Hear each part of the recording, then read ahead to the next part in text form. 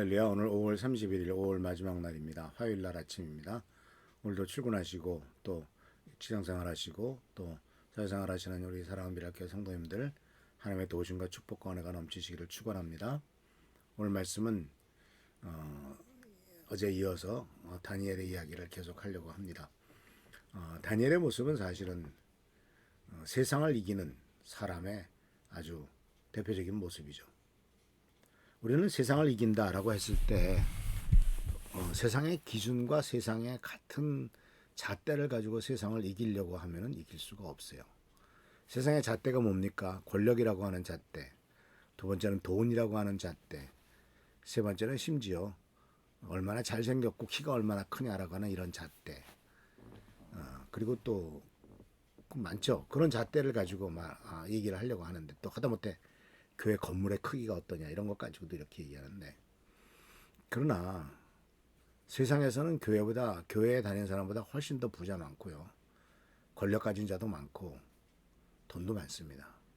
우리는 그런 그 잣대로 세상을 이기려고 해도 이길 수 없고 그 역시 아주 쓸데없는 짓이에요. 아무리 공부 잘해도 더 잘하는 사람이 있습니다. 아무리 차를 빨리 달리려고 해도 그 앞에 가는 차가 있어요. 그런데 그 기준이 세상의 기준을 가지고 그 세상의 잣대를 가지고 같이 비교해 보면은 100% 지는 게 우리들의 삶의 모습입니다. 그러면 이 세상을 어떻게 이깁니까? 여기에 대해서 요한일서 5장 4절에서 사도 요한은 이렇게 말합니다. 하나님에게서 태어난 사람은 다 세상을 이기기 때문입니다. 세상을 이긴 승리는 이것이니 곧 우리의 믿음입니다. 세상을 이긴 승리는 우리의 믿음으로 말미암은 거래요. 하나님에 대한 믿음, 하나님이 세상을 통치하신다는 믿음, 하나님께서 이 세상을 온전히 회복시키신다는 믿음, 하나님에 대한 믿음이죠. 그 믿음이 세상을 이길 수 있다. 그래서 이런 믿음을 가진 사람은요, 하나님의 가치관에 따라 살아갑니다. 하나님께서 주시는 하나님의 기준에 따라 살아갑니다. 세상 기준으로 세상을 이기려는 것이 아니라 하나님이 주신 기준으로 세상을 이기는 거죠. 그게 믿음입니다. 예수님께서도 마태복음 5장, 6장, 7장에서 산상수훈을 말씀하시면서 마음이 가난한 자는 복이 있나니 또 애통하는 자는 복이 있나니 하면서 하늘나라에서의 복의 기준을 쭉 말씀하셨죠. 이건 세상 사람들의 복의 기준은 달라요. 세상에서는 팔복이라고 해서 팔복 있죠. 이빨 튼튼한 것도 복이고 장수하는 것도 복이고 부자이 된 것도 복이고 세상에서 높은 자리에 올라가는 것도 복이고 자식들이 잘 되는 것도 복이고 그게 다 복이죠.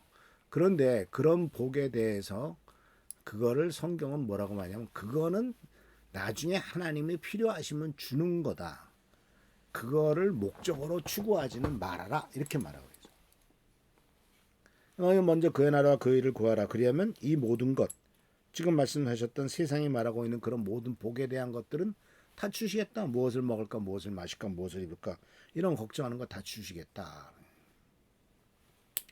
그러니까 세상의 기준으로 세상을 이기려고 하면은 안 돼요. 이길 수도 없고.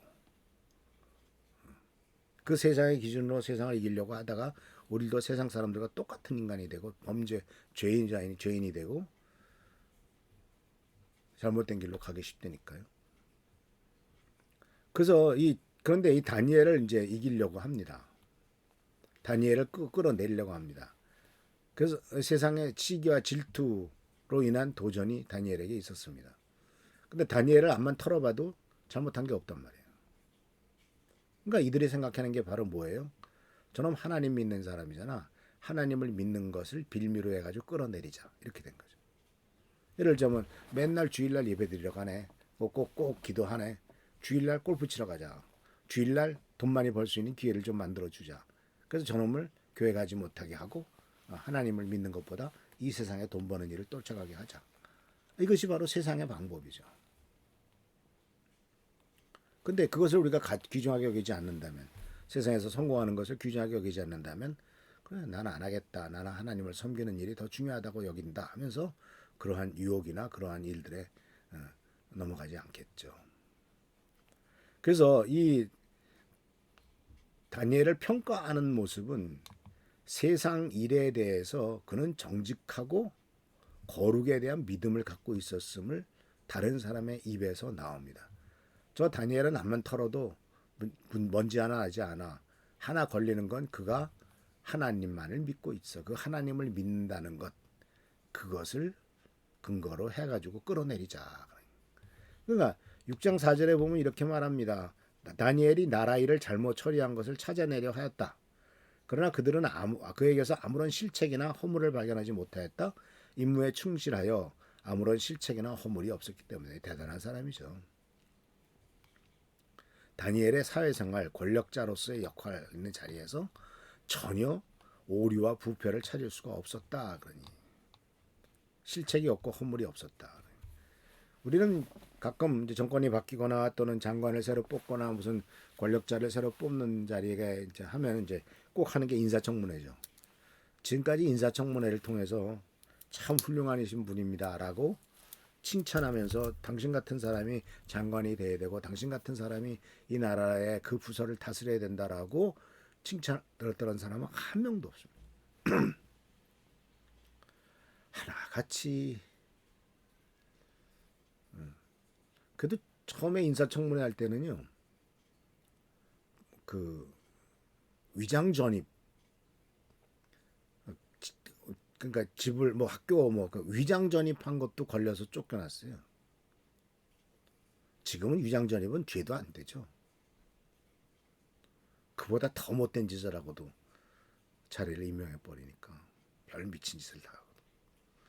그러니까 우리가 인사청문회를 보면은 얼마나 우리나라의 그 소위 잘났다는 사람들, 권력자들, 그리고 그 자리에 올라간 사람들이 부패했느냐 말 것도 없지. 뭐 돈 문제, 뭐 독직 문제, 또 그렇게 권한을 남용한 거, 남을 봐준 거 뭐 수도 없죠.